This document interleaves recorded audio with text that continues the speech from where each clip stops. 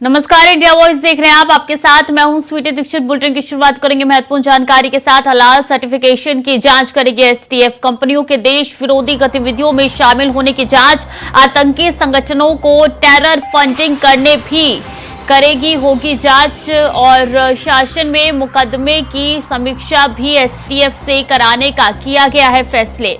बता दें 17 नवंबर को 4 कंपनियों के खिलाफ दर्ज हुआ था मुकदमा।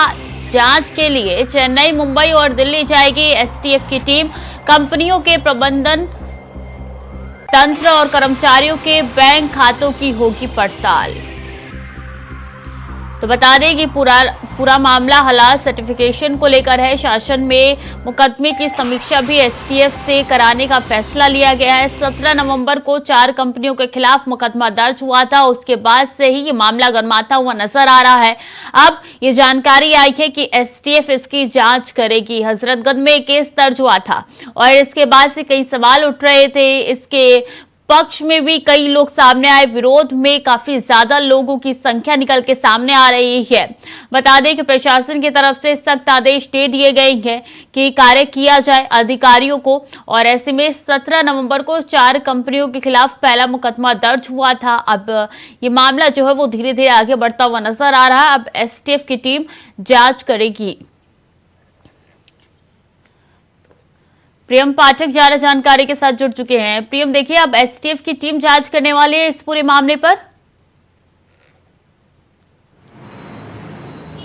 बिल्कुल, देखिए हलाल प्रोडक्ट्स को लेकर जिस तरीके से मामला इन दिनों चर्चा में आया है, 17 तारीख को इस मामले को लेकर एक एफआईआर हजरतगंज थाने में दर्ज करी गई थी। 8 कंपनियों के खिलाफ नामजद ये एफआईआर थी और उसके बाद से सरकार ने बाकायदा एक जीओ भी जारी किया, जिसके बाद हलाल प्रमाणीकृत जो प्रोडक्ट हैं उनकी मार्केट में बिक्री पर जो है वो रोक लगा दी गई है। और कल हमको देखने को जिस तरीके से मिला, पूरे प्रदेश के अंदर अलग अलग जगहों पर एफएसडीए की जो टीम थी उसने छापेमारी करी, अलग अलग जगह पर जाके इस बात को देखा कि कहीं पर हलाल प्रोडक्ट जो हैं उनकी बिक्री तो नहीं हो रही है। और अब इस पूरे मामले की जो जांच थी, जो एफआईआर लिखी थी, उसको एसटीएफ को सौंप दिया गया है। यानी कि सरकार की तरफ से एक बड़ा फैसला किया गया है कि अब हलाल प्रोडक्ट के मामले में जो एफआईआर लिखी गई थी उसकी जांच अब एसटीएफ के द्वारा की जाएगी। एसटीएफ इस पूरे मामले के अंदर सभी पहलुओं को देखेगी, कहां से इसकी फंडिंग हो रही थी, कितनी फंडिंग हो रही थी, कहां पर ये लोग फंडिंग कर रहे थे, पैसे का क्या कोई अन्य गतिविधियों में संलिप्तता तो नहीं थी, या देश विरोधी गतिविधियों की जो बात कही जा रही, क्या उसमें तो इस पैसे को निवेश नहीं किया जा रहा था। इन सभी चीज़ों की बाकायदा पूरी तरीके से स्ट्रक्चरल जांच जो है वो अब एसटीएफ की तरफ से की जाएगी। और एसटीएफ इस पे अब कह सकते हैं इसको टेक ओवर जो है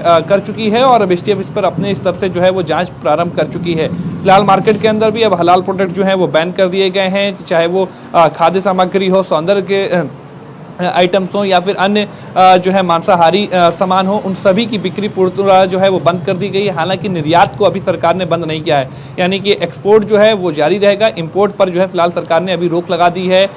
कल लखनऊ के अंदर भी हमको देखने को मिला, सहारागंज के अंदर एफएसडीए की टीम पहुंची, वहां पर जाकर उसने बाकायदा इस पूरे मसले को लेकर जो है वहां पर निरीक्षण किया। स्मार्ट पॉइंट जो उसके अंदर बाजार है उसके अंदर गए, वहां पर जाकर प्रोडक्ट्स की निगरानी करी। चौक के अंदर कई जगह पर जो पुराना लखनऊ है, जहां पर ज्यादा मात्रा में जो है हलाल प्रोडक्ट्स की बिक्री होती थी, वहां पर वो गए और वहां पर जाकर इस बात की जांच किया कि कहीं पर इस तरीके के प्रोडक्ट्स की जो बिक्री है वो तो नहीं की जा रही है। तो अभी कह सकते हैं कि इस पूरे मामले को एक तरफ जहां एफएसडीए ने अपने सख्त कार्रवाई चलते हुए मार्केट से इन सभी प्रोडक्ट्स को हटाने की बात कही है, और मार्केट से वो सभी प्रोडक्ट जो हैं वो हटा दिए गए हैं। जो हलाल प्रोडक्ट्स के कारोबारी थे उन्होंने अपने कारोबार को बंद किया है, और ये एक बड़ा मैसेज कहीं ना कहीं देने का इसके जरिए भी प्रयास है। और इस पूरे मामले की अब जांच जो है वो एसटीएफ कर रही है, जिस मामले को लेकर एफआईआर दर्ज करी गई थी। एसटीएफ अपने स्तर से इस पूरे मामले को देखेगी, हर एक पहलू को देखा जाएगा कि कितनी मात्रा में इस प्रोडक्ट की सेल होती थी, कितना मैन्युफैक्चरिंग होती थी, क्या वो नंबर 1 में कितने प्रोडक्ट मार्केट में उतारे जाते थे, नंबर 2 में कितने प्रोडक्ट उतारे जाते थे, उससे उसके जरिए जो कमाई हो रही थी उस कमाई का कहां पर प्रयोग किया जा रहा था। तो इन सभी पहलुओं की अब बाकायदा जिस तरीके से एफआईआर में जो शिकायत की गई है उन सभी बिंदुओं पर बिंदुवार तरीके से अब एसटीएफ जो है इस पूरे मसले पर जांच करती हुई नजर आएगी। प्रेम, एक बड़ा सवाल ये भी खड़ा हो रहा है कि आखिर इसकी जरूरत ही क्या है, और इसके बाद जो पैसे आते हैं वो कहां जाते हैं। तो एक बड़ा संशय यहाँ पे भी बना हुआ है। बिल्कुल देखिए, इन सभी संशयों को मिटाने के लिए ही ये एसटीएफ को जांच जो है वो सौंपी गई है कि इस तरीके के जो कहीं ना कहीं कयास लगाए जा रहे हैं कि इसका पैसा जो है वो टेरर फंडिंग में प्रयोग किया जा रहा है या फिर अन्य देश विरोधी गतिविधियों में इस पैसे का जो है वो प्रयोग किया जा रहा था। तो इन सभी चीज़ों को अब देखा जाएगा। एसटीएफ जब जांच करेगी तो वो हर एक कड़ी से कड़ी को मिलाते हुए हर एक पहलू की जांच करेगी और उसमें इस बात को सुनिश्चित करेगी कि कहीं पर भी जो गड़बड़ियां हुई हैं वो किस स्तर पर हुई हैं, किसके माध्यम से हुई हैं, उसके पीछे का मकसद क्या था और आगे इनका क्या पूरा कितना बड़े स्ट्रक्चर पर ये जो है वो कार्य हो रहा था। इन सभी चीज़ों की बिंदुवार तरीके से एसटीएफ जो है वो जांच करेगी और उसमें उन सभी चीज़ों का जो है वो खुलासा भी होगा कि आखिर जो ये पैसा था आता था हलाल प्रोडक्ट का, उसका कैसे प्रयोग किया जा रहा था, क्यों इसका लाइसेंस दिया जा रहा था, तो कौन लोग थे जो इसका लाइसेंस जारी कर रहे थे, जो कंपनी बनी थी क्या कंपनी के जो नॉर्म्स होते हैं वो उसमें फुलफिल किए जा रहे थे बाकायदा। तो इन सभी चीज़ों को यानी कि कह सकते हैं कि पूरे एक एक बिंदुवार तरीके से पूरे मसले की जांच हो सके, इसीलिए सरकार की तरफ से अब इस जांच को एसटीएफ को सौंपा गया है। सुटी यानी कि एक नहीं कई सवाल खड़े हो रहे हैं और इनका जवाब भी ढूंढने के लिए एसटीएफ को जांच सौंपी गई है। प्रेम बने रहिए हमारे साथ, आगे भी आपका रुख करेंगे। तो शासन ने मुकदमे की समीक्षा भी एसटीएफ से कराने का फैसला लिया है। 4 ऐसी कंपनियां हैं जिनके खिलाफ केस दर्ज हुआ है। 17 नवंबर को इसकी शुरुआत हुई थी। अब देखिए मामला आगे बढ़ता हुआ नजर आ रहा है। चलिए खबरों में आगे बढ़ेंगे। राजस्थान दौरे पर सीएम योगी आदित्यनाथ है। 4 जनसभाओं को संबोधित करेंगे सीएम योगी। डूंगरपुर, चित्तौड़गढ़, भीलवाड़ा, उदयपुर में जनसभा है जिनको संबोधित करेंगे सीएम योगी आदित्यनाथ। तो राजस्थान दौरे पर सीएम योगी आदित्यनाथ है। 4 जनसभाओं को संबोधित उनके द्वारा किया जाएगा। बता दें आपको कि राजस्थान में स्टार प्रचारक के तौर पर मुख्यमंत्री चुनावी मैदान में उतरे हैं और 4 जनसभाओं को संबोधित करेंगे। आज डूंगरपुर, चित्तौड़गढ़, भीलवाड़ा, उदयपुर में जनसभा को संबोधित करेंगे। इससे पहले भी कई बार उनके राजस्थान दौरे रह चुके हैं और ऐसे में स्टार प्रचारक के तौर पर योगी आदित्यनाथ का नाम भी शामिल किया है। बीजेपी ने स्टारों की फहरिस्त में बीजेपी के और कई ऐसे दिग्गज हैं जो कि आज राजस्थान में चुनावी हुक्कार भरने के लिए चुनावी मैदान में उतरने जा रहे हैं। प्रियम लगातार हमारे साथ बने हुए हैं। प्रियम, 4 ऐसी जनसभा है जिनको संबोधित आज सीएम योगी आदित्यनाथ करेंगे।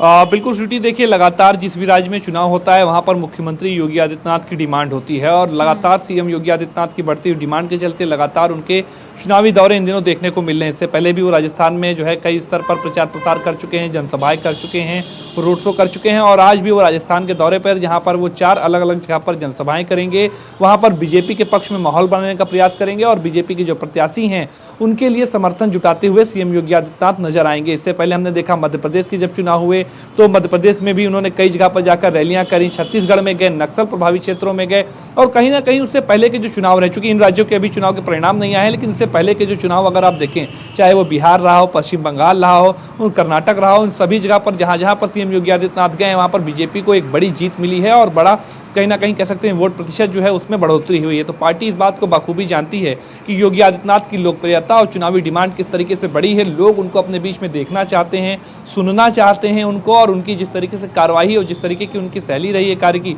उससे काफ़ी लोगों को प्रभावित किया है और साफ तौर पर इसका बीजेपी जो है वो पूरी तरह से फायदा उठाना चाहती है और इसीलिए लगातार जहां पर भी चुनाव होते हैं वहां पर योगी आदित्यनाथ को बतौर स्टार प्रचारक के तौर पर भेजा जाता है। चाहे वो आप जो है अन्य राज्यों की बात करें, बिहार की बात करें, कर्नाटक की बात करें, मध्य प्रदेश की बात करें, राजस्थान की बात करें, छत्तीसगढ़ की बात करें, सभी जगह पर लगातार ताबड़तोड़ उनकी रैलियां जो हैं वो हो रही हैं और उसमें लगातार जो भीड़ है वो भी बड़ी संख्या में जुड़ती हुई नजर आ रही है। तो ये कहीं ना कहीं एक मैसेज है और लगातार चुनावी डिमांड सीएम योगी आदित्यनाथ की जिस तरीके से अन्य राज्यों में भी बढ़ी है, उनका क्रेज बढ़ा है लोगों के बीच में, उनका बुलडोजर जिस तरीके से फेमस हुआ है, तो उसने कहीं ना कहीं सीएम योगी आदित्यनाथ की जो लोकप्रियता है उसको कई गुना बढ़ाया है और यही वजह है कि पार्टी सभी चुनाव में योगी आदित्यनाथ को भेजती है। आज भी उनके अलग अलग विधानसभा क्षेत्रों में जो है वो 4 जनसभाएं होंगी जहां पर वो पार्टी प्रत्याशियों के पक्ष में चुनाव के लिए जो है वो वोट मांगते हुए नजर आएंगे। देखना होगा उनके संबोधन में क्या कुछ खास बातें रहती हैं, लेकिन आज का जो ये दौरा है वो कई मायने में अहम रहने वाला है। प्रियम, आपने कहा देखना होगा उनके संबोधन में क्या कुछ खास बात रहती है। इस बार बीजेपी जो पूरी कोशिश कर रही है वो राम मंदिर को लेकर कर रही है। चूंकि राजस्थान कांग्रेस का गढ़ है, इसलिए बीजेपी कोई भी चूक नहीं करना चाहती जिससे राजस्थान उनके हाथ से इस बार भी जाए। इस बार क्या कुछ महत्वपूर्ण कदम जो है वो उठाए जा रहे हैं?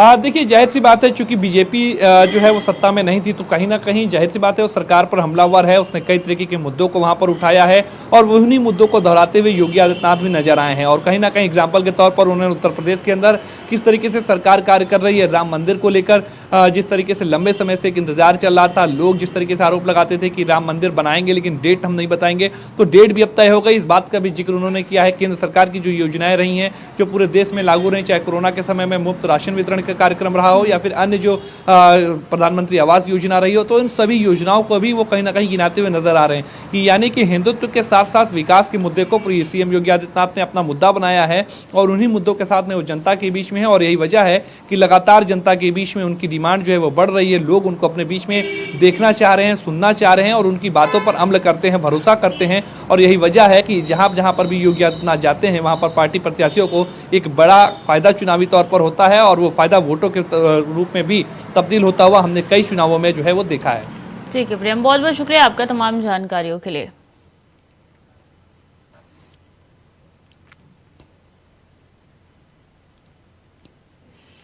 और चालू वित्तीय वर्ष 2023-24 का पहला अनुपूरक बजट प्रदेश सरकार 28 नवंबर से शुरू होने वाले विधानमंडल सत्र में पेश करने की तैयारी में है। ये बजट यूपी के किसानों को खुश करने वाला हो सकता है। किसानों को सिंचाई के लिए मुफ्त बिजली देने के बड़े वादे को प्रदेश सरकार पूरे करने की तैयारी में है और इसे लागू करने पर सरकार पर करीब 2000 करोड़ रुपए सालाना का अतिरिक्त भार आएगा।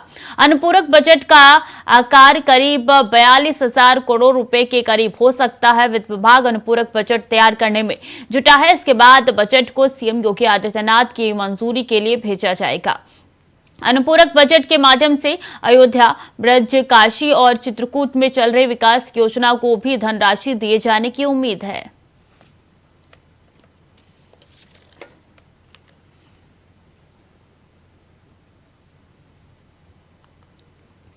और उत्तरकाशी के सिलकेयारा टनल में फंसे 41 मजदूरों की पहली वीडियो मंगलवार को सामने आई है, जिसमें टनल में फंसे मजदूर दिखाई दे रहे। सुरंग के अंदर मलबे में से एक 6 इंच चौड़ी पाइपलाइन डाली गई, जिसके जरिए मजदूरों के लिए खाने में खिचड़ी और पानी भेजा गया था। इसी पाइप में एक कैमरा भी डाला गया, जिससे वीडियो सामने आया, जिसमें यह देखा जा सकता है कि मजदूर किन हालातों में सुरंग में पिछले 10 दिनों से रह रहे हैं। सोमवार को रेस्क्यू ऑपरेशन टीम सुरंग के अंदर एक 6 इंच का पाइप डाला था, जिसके जरिए मजदूरों तक खाना भेजा गया। वही मजदूर किस हालात में है, उनकी तबीयत कैसी है, ये जानने के लिए इस पाइप से एक एंडोस्कोपिक फ्लेक्सिव कैमरा भी भेजा गया।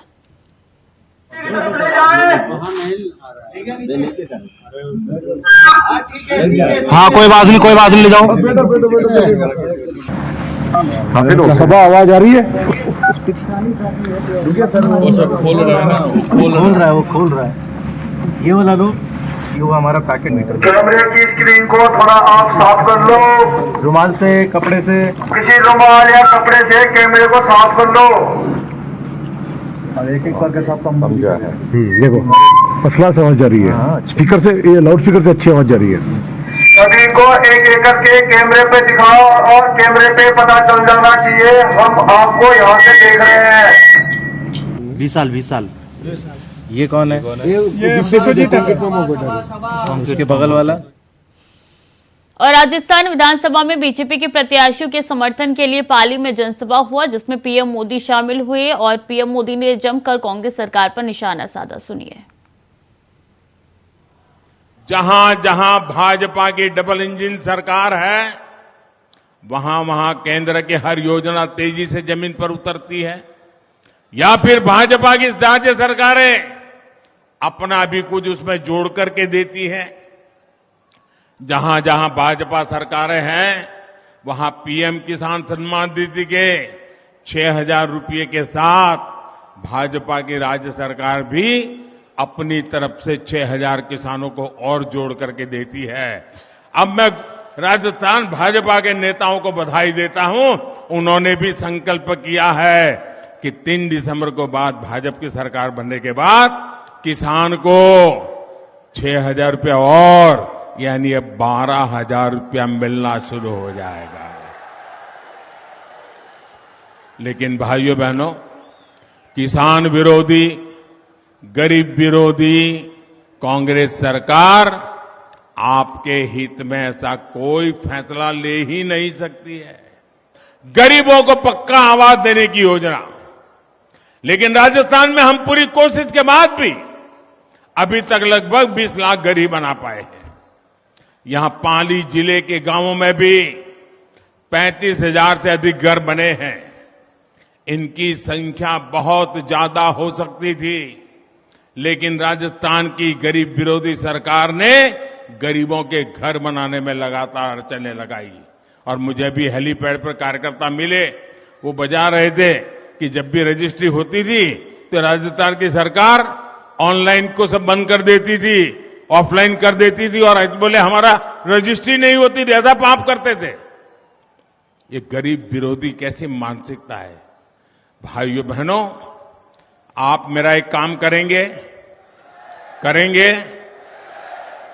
आपके गांव में, आपके शहर में, किसी भी मोहल्ले में कोई फुटपाथ पर रहता है, कोई झुग्गी झोपड़ी में रहता है, कोई कच्चे टूटे फूटे मकान में रहता है, उसको बता देना कि मोदी जी पाली आए थे और मोदी जी ने कहा है कि 3 दिसंबर को बीजेपी की सरकार बनने के बाद ये गरीबों को पक्का घर देने का काम फिर से चालू होगा और उनका घर भी बन जाएगा। ये काम करोगे? जाकर के बताओगे? ये मोदी की गारंटी है, बताओगे? साथियों, राजस्थान में हर घर नल से जल पहुंचाने के अभियान को भी कांग्रेस ने लूटने का काम किया है। हरियाणा और गुजरात में भाजपा सरकारों ने 100% घरों तक नल से जल पहुंचाया है, लेकिन राजस्थान में अभी तक आधी आबादी तक भी पानी पहुंचा नहीं है। माताओं बहनों से उनकी क्या दुश्मनी है मुझे समझ नहीं आ रहा है, वरना सबसे पहला काम कोई पानी पहुंचाने का करता और तब मेरी माताएं बहनें इतना आशीर्वाद देती, लेकिन उन्होंने नहीं किया तो नहीं, होने भी नहीं दिया। मैं दिल्ली से नल के लिए पैसा भेजता हूं, पाइप के लिए पैसा भेजता हूं, और यहां कांग्रेस ही कागजों पर नल लगाते हैं और पैसे डकार कर जाते हैं। राजस्थान को पानी की समस्याओं मुक्त करने के लिए कांग्रेस ने भी, अगर आपको पानी चाहिए तो आपको ये काम करना पड़ेगा, करोगे? अगर आपको पानी चाहिए तो कांग्रेस से मुक्ति पानी होगी। और उत्तर प्रदेश के मुख्यमंत्री योगी आदित्यनाथ की राजस्थान के चुनावी यात्रा पर है, जहां सीएम योगी ने कांग्रेस पर वार किया है। जहां सीएम योगी ने कहा है कि राजस्थान सरकार रामनवमी पर कर्फ्यू लगाती है, लेकिन यूपी में 4 करोड़ लोगों की कांवड़ यात्रा निकलती है और तिनका तक नहीं हिलता। मैं गरीबों का कल्याण ही कांग्रेस कर सकती है, ये तो लड़ाती है। ये तो 1984 में निर्दोष सिखों की हत्या करवा दी, उन पे बर्बर अत्याचार करवाए, ये आपस में लड़ाती है। खालसा पंथ और गुरु परंपरा का जिसका इतिहास रहा है देश के अंदर, भारत के अंदर खालसा पंथ की स्थापना गुरु गोविंद सिंह जी महाराज ने इस उद्देश्य से की थी, सकल जगत में खालसा पंथ गाजे, जगे धर्म हिंदू, सकल भंड भाजे। इस संकल्प और जोश के साथ सबकी सुरक्षा का आह्वान करते हुए किया था। और आज उन्हीं पंथों पर कांग्रेसी लोग अत्याचार करते थे, कभी इन्होंने माफी नहीं मांगी देश से। भाइयों बहनों, मैं आज आपका आह्वान करने के लिए आया हूं। कांग्रेस के लोग समस्या दे सकते हैं, समाधान नहीं दे सकते। देश की सुरक्षा के साथ खिलवाड़ कर सकते हैं, समाधान नहीं दे सकते। ये देश की आस्था के साथ खिलवाड़ कर सकते हैं, समाधान नहीं दे सकते। भाइयों बहनों, चुनाव चल रहे हैं। राजस्थान विधानसभा का ये चुनाव 5 वर्ष की वेदना को अब वक्त आ गया है जब बदला लेकर के हम जिन लोगों ने हमें वेदना दी है, हमारी आस्था के साथ खिलवाड़ करके, हमारे विकास में बैरियर लगा करके, हमारे हक पर डकैती डाल करके और सुरक्षा का, अविश्वास का वातावरण पैदा किया है, उन सब से बदला लेने का अवसर आ गया है। और भाइयों बहनों, लोकतंत्र यही अवसर जनता जनार्दन को देती है। आज जब भारत बदल चुका है, प्रधानमंत्री मोदी जी के नेतृत्व में एक नए भारत का दर्शन देश भी और दुनिया भी कर रही है। एक ऐसा भारत जिसका दुनिया में सम्मान है, एक ऐसा भारत जो दुनिया के अंदर एक ताकतवर बनकर के उभरा है, एक ऐसा भारत जिस भारत को लोग आज संकट मोचक के रूप में दुनिया के अंदर देखते हैं। प्रधानमंत्री मोदी जी आज दुनिया के अंदर जहां कहीं जाते हैं, वो देश और दुनिया की वे ताकतें पलक पावड़े बिछा करके प्रधानमंत्री मोदी जी के आवभगत के लिए जब खड़ा होता है, पूरा देश एकजुट होकर के इनका स्वागत करता है। तो स्वागत प्रधानमंत्री मोदी जी के साथ 142 करोड़ भारतीयों का भी सम्मान होता। लखनऊ में उत्तराखंड टनल हादसे में फंसे मजदूरों के लिए कांग्रेस ने प्रार्थना की है। बता दें कि हजरतगंज में हनुमान दक्षिण मुखी मंदिर में प्रार्थना की है। इकट्ठा होकर टनल में फंसे मजदूरों के लिए हनुमान मंदिर में प्रार्थना की गई है। साथ ही हनुमान दक्षिण मुखी मंदिर में कांग्रेसियों ने बजरंग बाण का पाठ किया। वहीं दूसरी तस्वीर देहरादून से भी निकल के सामने आई। कांग्रेस ने यहां भी उत्तरकाशी टनल में फंसे मजदूरों के लिए हवन किया है। तो दो तस्वीरें आपकी टीवी स्क्रीन पर नजर आ रही है, जहां कांग्रेस मजदूरों के लिए हवन करते हुए नजर आ रही है कांग्रेस के कार्यकर्ता। तो पहली तस्वीर में कांग्रेस के तमाम नेता है। करण महारा आपको तस्वीर में नजर आ रही है, गरिमा दौसानी भी आपको दिखाई दे रही है। और दूसरी तस्वीर जो है वो उत्तर प्रदेश की है, जहां कांग्रेस के तमाम कार्यकर्ता पूजन करते हुए नजर आ रहे हैं। वो जो मजदूर फंसे हुए हैं उनकी प्रार्थना कर रहे हैं।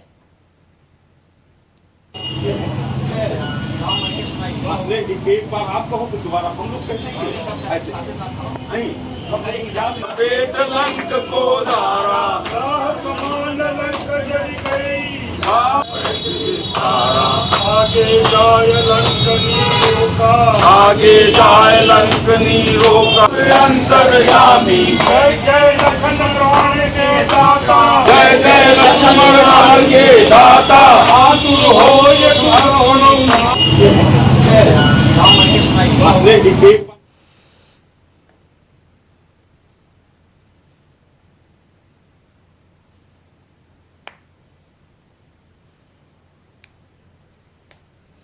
तो दो तस्वीरें आपकी टीवी स्क्रीन पर नजर आ रही है। कांग्रेस के कार्यकर्ता पूजा करते हुए दिखाई दे रहे हैं। जो मजदूर फंसे हुए हैं टनल के अंदर, उनकी सुरक्षा के लिए कामना की जा रही है।